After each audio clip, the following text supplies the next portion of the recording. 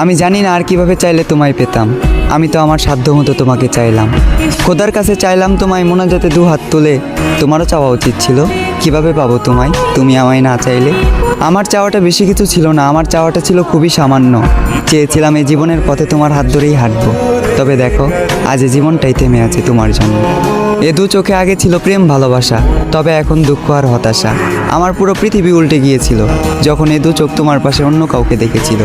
তুমি কথা দিয়ে কথা রাখলে না, ছেড়ে যাবে না বলেও তুমি আমার হয়ে থাকলে না। আমিও কথা দিয়ে কথা রাখিনি, তোমাকে ছাড়া বাঁচবো না বলেছিলাম।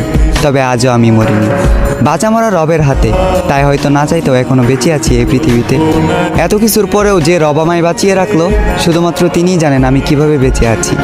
আজ আমি সবার চোখের আড়ালে চোখের পানি মুছি, সবাইকে দেখাই সুস্থতা, মুখে মুচকি হাসি।